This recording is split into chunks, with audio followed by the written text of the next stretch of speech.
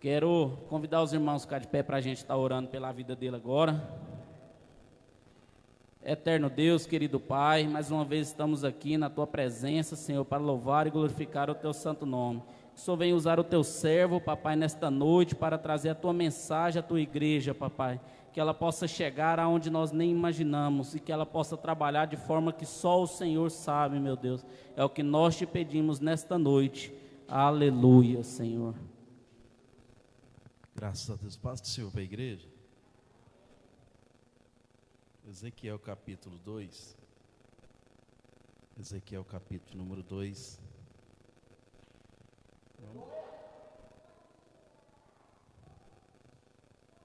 Eu trago a saudação do meu pastor, o pastor Valdir, ali do bairro Goiás. Ao senhor, viu, pastor? Me perdoa que ele me falou o nome do senhor, mas Josafá. Ele falou, manda meu abraço lá para o pastor e vai com Deus. Nós tivemos um culto 5 horas da tarde lá, dentro das normas, igual os senhores estão aqui também. E agora às 19h30 tem outro culto, né?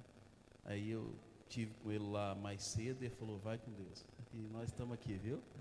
Deus abençoe, irmão Breno. Obrigado pelo convite. Obreiros do Senhor, ministros de louvor e membros da igreja.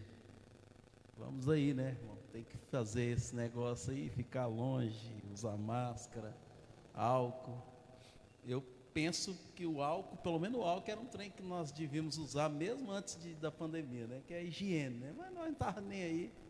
É bênção de Deus e nós vamos que vamos aqui.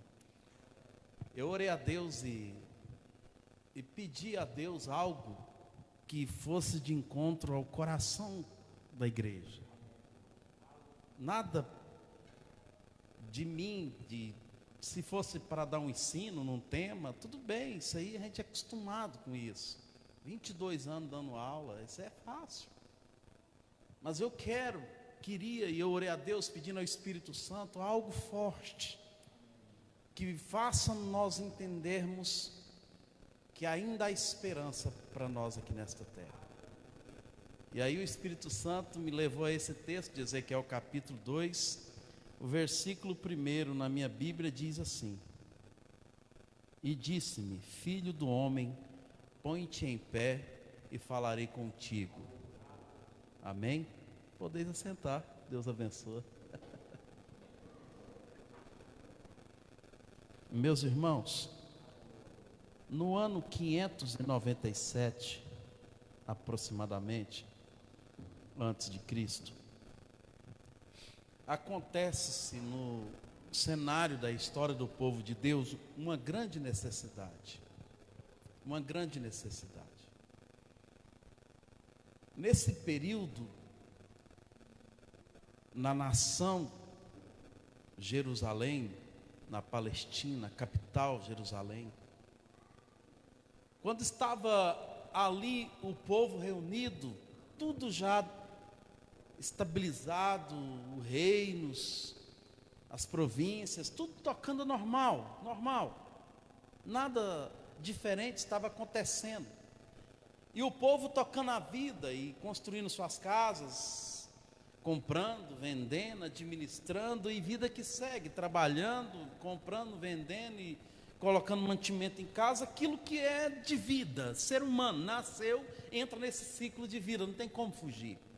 Estava assim tudo lá em Jerusalém, mas em Jerusalém está acontecendo algo que me preocupa nesta época. E quando acontece que Deus dá uma olhada para a nação de Jerusalém, Ele procura por homens ou mulheres, crianças, jovens ou adolescentes, Ele procurou de uma forma geral no meio do seu povo, alguém, uma pessoa sequer, que estivesse preparado para exercer o ministério profético. E a minha preocupação entra daí em diante, porque Deus não encontrou ninguém.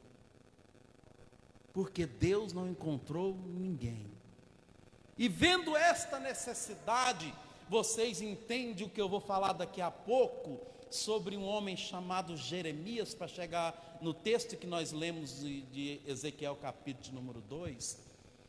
Então Deus entra em ação, visita-se uma mulher, e no ventre daquela mulher ele percebeu que uma criança estava sendo formada, e a Bíblia mostra de uma forma tremenda, relatada em textos no livro de Jeremias, que Deus forma Jeremias biologicamente diferente dos outros seres humanos. Isto é forte, eu te provo daqui a pouco.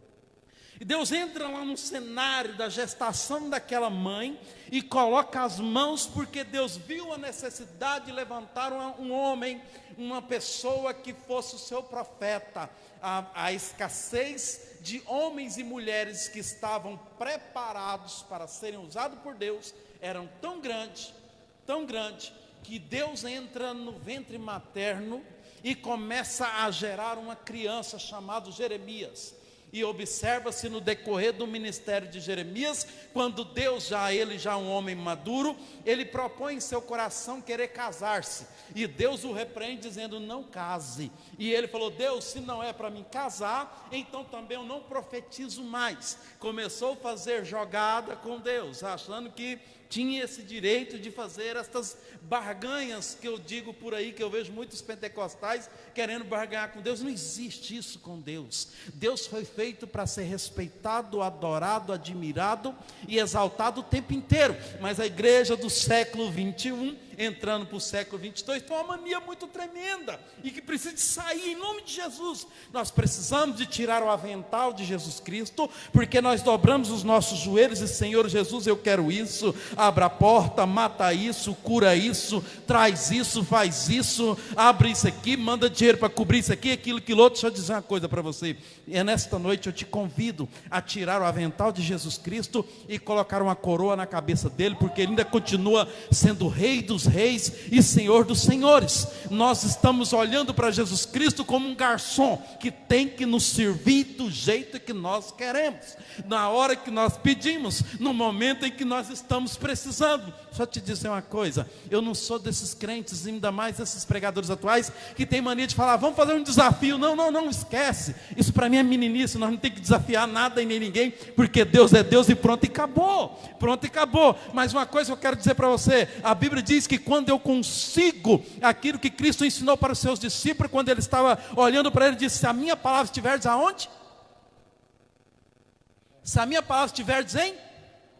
E vós estiverdes em?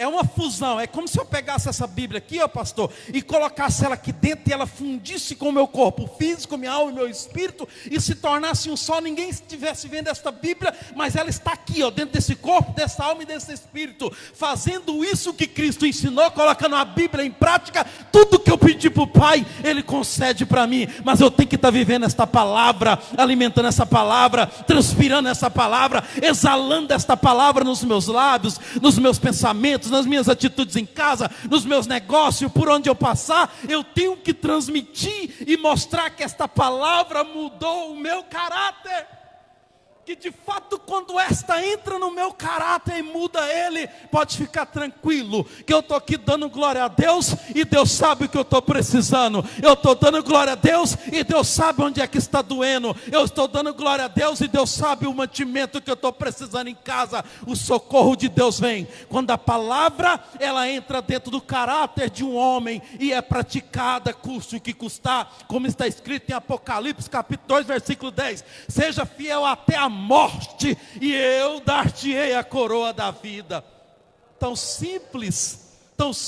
Então Deus, quando falou com Jeremias que não era para ele casar, ele falou: então também esquece, eu não quero mais ser crente, não vou profetizar, não conte comigo mais para o ministério. Jeremias esperou Deus pegar ele no colo e fazer assim: vem cá, meu filhinho, meu crentinho abençoado, vem cá, papai está querendo dizer para você que ele vai mudar de conversa. Papai, vem cá. Ele esperou ser adulado por Deus, mas eu ensino para as pessoas que param na minha frente frente para aprender a palavra, que o Deus que eu sirvo, Ele é 100% razão e nenhuma emoção. A emoção é fruto da nossa natureza caída e que atrapalha várias vezes o projeto de Deus, porque Deus trata com a razão. É por isso que tem muitos crentes que no decorrer da caminhada, pastor Josafá, fala assim: eu estou frustrado com Deus. Esquece, tu está frustrado com um Deus que não é o que a Bíblia ensina, porque com o Deus que a Bíblia ensina, não tem como se frustrar, porque Ele é perfeito, Ele é top, Ele nos ama, Ele nos perdoa, Ele nos dá saúde, dá ar para respirar, dá tudo que nós pedimos sem merecermos. Esse é o Deus da Bíblia. Como se frustra com um Deus desse? Você frustra com o Deus que você criou dentro da sua cabeça, que tinha que ser aquele Deus que te socorre na hora que tu quer, na hora que você precisa, na hora que você quer, e aí tu frustra, porque Deus, irmãos, Ele não vai dentro da sua emoção, Ele vai dentro da razão. E às vezes a sua emoção está dizendo: meu Deus, eu estou aqui angustiado porque eu perdi isso, e Deus perdeu, mas você está aí angustiado, desesperado à toa. Deixa eu te explicar um negócio: Deus tem poder de ver lá onde eu não dou conta de ver. Então segura um pouco essa aflição do teu espírito e essa angústia da tua alma e os teus lábios que vêm pecando contra Deus, porque Deus ainda é Deus dessa nação, Deus é Deus deste planeta, Deus é Deus e não mudou, ainda é o regente de tudo que está acontecendo, meu irmão. Fica tranquilo, vai dar certo, e já está dando certo. Nós estamos aí no meio desse troço aí, que vocês sabem que nós estamos passando. Não faltou comida ainda, e se faltar, nós ainda temos quem dá cesta para nós não passar fome. Ainda tem como continuar caminhando, acreditando que tem um Deus que vela sobre a sua igreja, que sustenta aquele que é fiel, que toma conta daqueles que sempre fez com amor para a obra de Deus. Então Jeremias esperava ser adulado, e quando ele esperava ser adulado, Deus falou: então de ti eu arranco o ofício profético. Deus não adulou porque Deus não tem emoção. O profeta foi todo emocionado porque Deus não permitiu que ele casasse. Eu fiz questão de estudar detalhes desta conversa entre Jeremias e Deus, para entender o porquê que Deus não permitiu ele casar naquela época. Eu fui fazer conta de anos após ano depois daquela conversa, pastor, e eu finalizei dentro do cativeiro babilônico. Eu descobri uma coisa: o que Deus fez com Jeremias naquele dia foi o quê? Estou preservando os teus filhos de ser escravo dentro da Babilônia, rapaz. Tu não está vendo o que está vindo aí? Eu estou preservando a tua família. Então descansa o teu coração. O que está acontecendo? Ainda tem um Deus que está no meio de tudo isso que está acontecendo, meu irmão. E Jeremias imediatamente volta atrás, porque ele chega em Deus, depois que Deus arranca dele o ofício profético. Vocês entendem agora a formação biológica dele, porque que ela foi diferente quando Deus formou ele como uma criança, porque não encontrou um adulto preparado para ser usado por Deus. Então Deus levanta este menino formado com as suas próprias mãos e biologicamente diferente. Quando Deus tira o ofício profético de dentro do coração de Jeremias, ele diz para Deus, fala: Deus, por favor, restitui em mim logo o dom profético, porque eu estava errado nas minhas palavras, porque a tua palavra, ela queima nos meus ossos como fogo, mostrando que a biologia daquele profeta era diferente. Deus formou ele colocando a palavra no seu tutano, na tua alma e no teu espírito, para ele enfrentar o que tinha que enfrentar na nação de Jerusalém. E é nesta noite que o Espírito Santo de Deus visita a nossa formação. E deixa eu te explicar um negócio: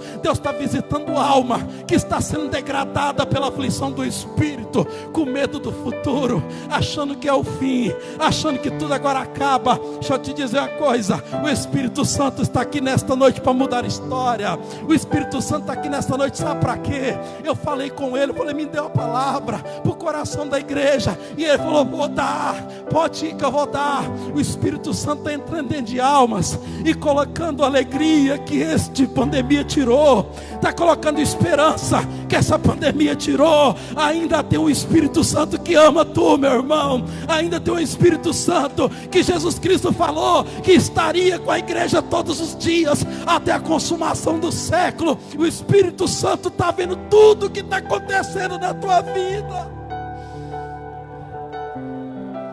O Espírito Santo está gemendo contigo, meu irmão. O Espírito Santo não é covarde. O Espírito Santo é companheiro fiel. O Espírito Santo vai conosco até o fim, porque Jesus falou que Ele iria. voltou, profetizou juízo para a nação, juízo, pregava arrependimento, ninguém dava crédito, ninguém ouvia, ninguém acreditava, e o povo foi escondendo atrás de seus pecados, de suas idolatrias. O povo foi envolvendo com aquilo que era errado, de forma que o juízo aconteceu sobre Jerusalém. Um certo dia, estava na sua casa trabalhando, zelando das suas coisas. Estava ali a mãe e o pai do profeta Ezequiel. A mãe e o pai de quem? Do profeta Ezequiel. E eles estavam ali tocando a vida comum. O arrependimento estava sendo pregado. O juízo estava sendo pregado sobre a nação pelo profeta Jeremias. Mas o povo não arrependia. O povo não quebrantava o coração. Quem está entendendo, diga amém. Se tem uma coisa que muda o céu a nosso favor, pastor Josafá, é um coração quebrantado e um espírito contrito. É reconhecer que precisa da misericórdia o tempo inteiro, do perdão, do socorro do Pai. A nação não queria reconhecer isso. Estavam abraçados com o pecado. Não queria mudar de atitude. Mas de repente, eles estavam tocando a vida, Breno, como se tudo estava normal. Mas de repente um dos portões de Jerusalém foi destruído. E veio-se os caldeus, uma das províncias mais fortes da Babilônia, com soldados e homens de guerra, preparados e ordenados para matar e destruir. E eles entraram com muita força de um dos portões contra Jerusalém. E naquele ataque acontece uma catástrofe que muda a história de um jovem, que muda a história de um homem. E se nesse primeiro ataque dos caldeus, os pais do profeta Ezequiel são assassinados. Naquele ataque, os pais do homem chamado Ezequiel, que ainda não era profeta, são assassinados. E de repente, quando eles vão embora, deixando só o clima fúnebre, tristeza, aflição, angústia, desesperança, medo, pavor, está lá o profeta Ezequiel no meio de dois ataúdes, que são o nome que dava aos caixões na época. Do lado esquerdo, do lado direito, pai e mãe mortos. E quando ele estava lá abraçado com o pai e a mãe mortos, chorando, desesperado, este jovem chamado Ezequiel, ele ouve uma voz do céu dizendo: Ezequiel, o momento não é fácil. O momento é complicado. Eu sei a dor que tu está sentindo, meu filho, mas eu quero que você entenda que eu tenho um chamado profético na tua vida. Tu aceita?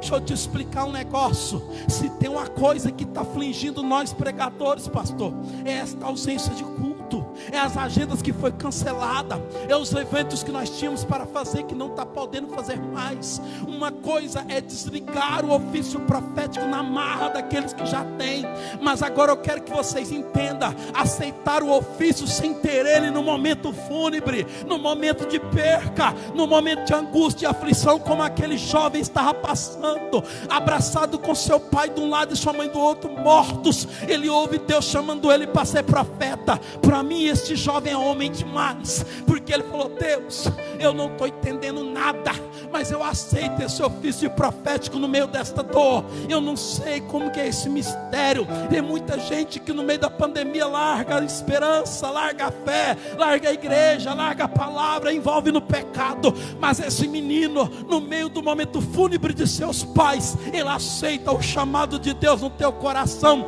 e continua-se a história. Quando Deus visita Ezequiel no capítulo 2, que você leu junto comigo, muitos pregadores pregam heresia horrível em cima desse texto, falando que Ezequiel estava caído em pecado, falando que Ezequiel estava afastado da casa de Deus. Quando Deus o visita e fala para ele colocar de pé, negativo. Quando Deus visita ele no capítulo 2, versículo 1, ele fala: filho do homem, põe-te em pé, que eu falarei contigo. Não tinha pecado envolvido, tinha uma dor na alma, uma esperança ferida, um homem que estava ferido por causa da morte dos teus pais, paz, as tuas emoções estavam abaladas e caídas. Então Deus o visita e disse: filho, coloca em pé, ainda há muito a ser feito, ainda há muito a ser feito. Eu vou falar contigo, põe-te em pé. Quem está entendendo, diga amém. O Espírito Santo está aqui nessa noite dizendo: eu estou visitando. O momento parece que é fúnebre, o momento é de dor, o momento está gerando preocupação, o momento está gerando catástrofe no planeta,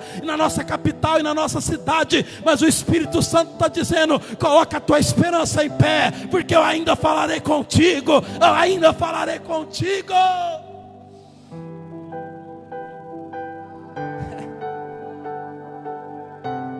E já vamos caminhar aqui para o final. E quando é culto de live, é pequenininho mesmo. Eu fui dar aula na escola dominical, esqueci que era live.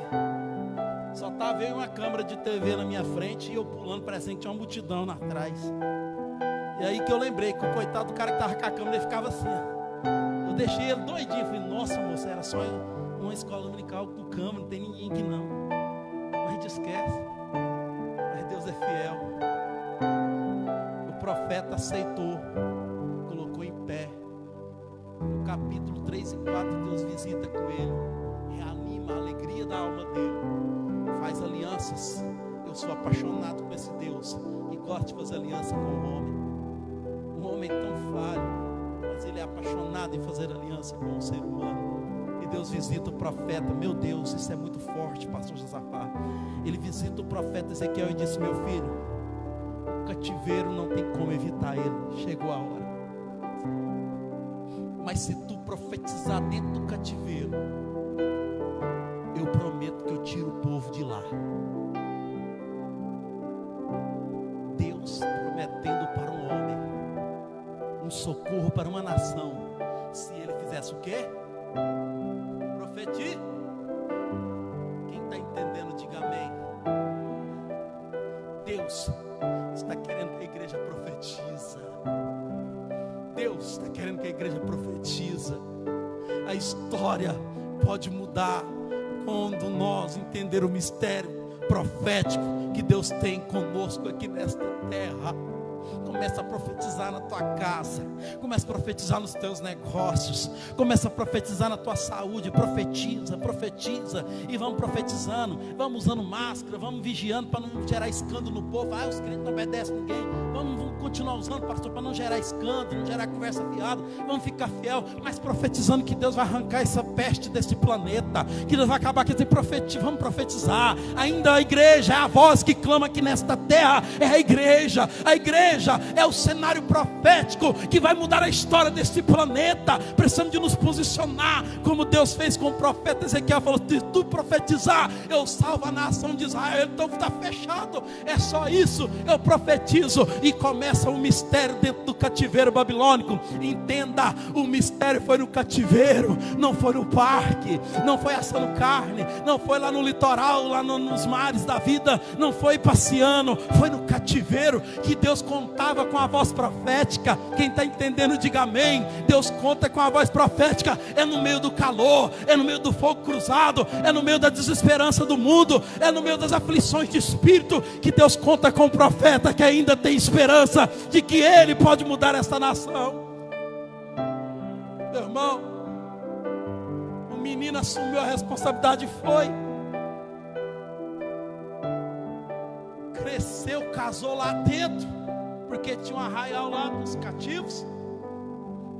E lá em Jerusalém ficou velhos, aleijados e doentes. Quem que ficou lá em Israel, em Jerusalém? Velhos, aleijados e... Como que esse tipo de gente é capaz de destruir o exército mais poderoso que existia na época, com o exército da Babilônia? Que esperança tem profetizar quando o trem não tem mais jeito? A gente olha e fala: que não tem jeito não. Eu estou profetizando para o povo que vai vir o socorro, que vai destruir a Babilônia. Aí eu olho lá para Jerusalém, deixa eu ver quem, se tem pelo menos um guarda lá. Eu olho, só tinha velhos, doentes e aleijado. Não é fácil não. Ser profeta no meio do caos, ser profeta olhando a circunstância. Mas eu agradeço a Deus Porque eu estou profetizando, mas quem faz o milagre é Ele. Eu estou profetizando, mas quem faz o milagre é Ele. Agora, o que Deus está querendo dizer para a igreja neste momento? Para de olhar a circunstância, porque você está dando mais crédito na circunstância do que na voz profética de que tem um Deus que pode mudar a situação. A sua fé está morrendo porque tu está alicerçado na circunstância. Se você olhar para a circunstância, você vai fazer igual o profeta Ezequiel. Olha para Jerusalém, só tem velhos, doentes e aleijados. Não tem como vir socorro para destruir a Babilônia. E ele profetizando, os músicos esfriaram porque estavam todo mundo cativo. Como você canta alegre se você é escravo?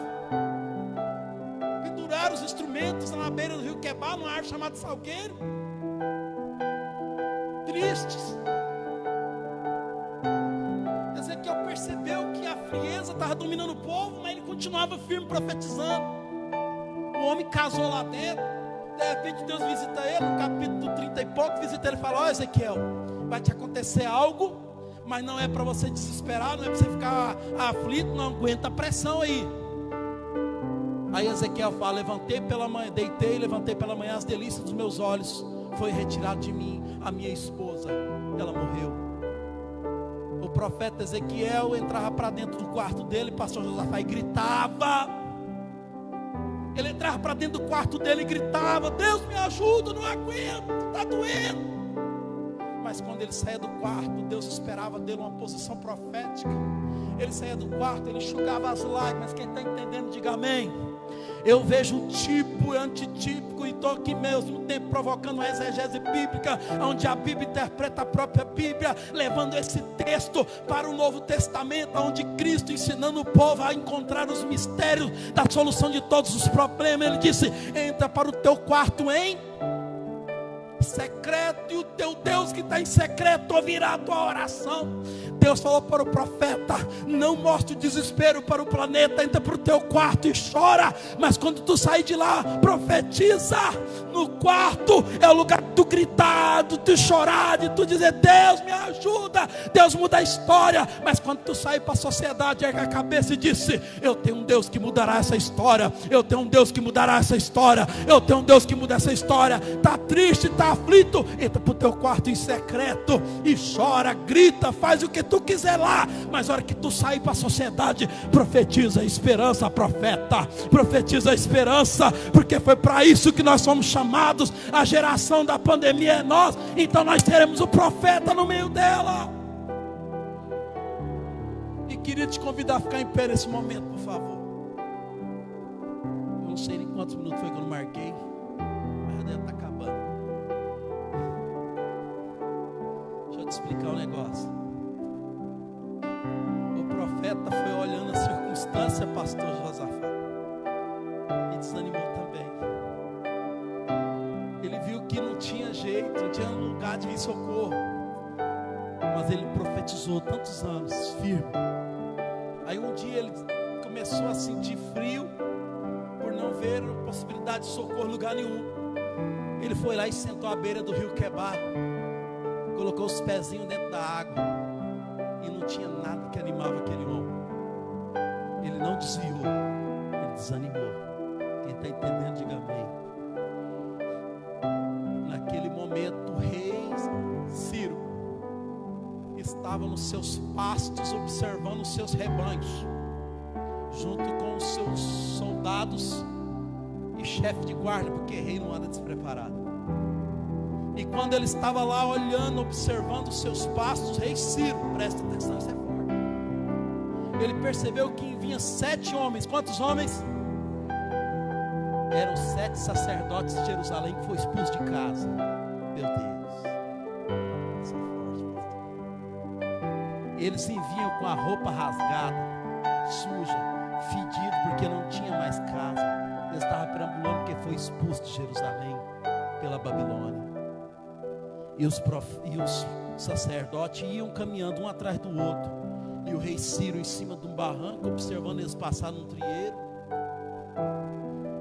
e mandou o povo calar, e escutava que os sacerdotes, eles estavam fazendo isso aqui, ó, machucado, roupa rasgada, fedidos, magros, com fome, com sede, mas ele escutava eles falando assim, ó: Glória a Deus. Glória a Deus. Glória a Deus. Doendo, machucado. A roupa sacerdotal, eles não abriram mão dela. Estava com eles, pastor. Mas eles estavam lá, glória a Deus, sentindo dor, fome, sujo, expulso de casa. Mas eles continuavam dando glória a Deus. A Bíblia diz que aquele que leva a preciosa semente andando igreja, chorando, andando os profetas estavam cumprindo a palavra. O rei Ciro olhou e falou: quem são aqueles homens que estão dando glória ao Deus? O capitão Ciro virou e falou assim: ó, são moradores de Jerusalém, eles foram expulsos de sua terra. Quem expulsou eles? Nabucodonosor, o rei da Babilônia. Deus queria que o profeta profetizasse, mas o socorro da onde vinha não interessa. O socorro viria de algum lugar. Jerusalém só tinha velhos, doentes, aleijados. O profeta foi desanimando por causa da circunstância. Mas de repente o rei Ciro olhou para aquele povo e disse: prepara o meu melhor exército, prepara os meus melhores homens. Eu quero destruir a Babilônia. Eu quero ajudar esse povo. É isso que Deus faz. Não tinha circunstância nenhuma, mas tinha sacerdote que ainda dava glória a Deus. Deixa eu te explicar um negócio. Você vira e fala: sacerdote é o pastor, sacerdote é o bispo, Josué lá tal, é ele que é o... Não, deixa eu te explicar um negócio. Em Hebreus diz que todos nós viramos sacerdócio real.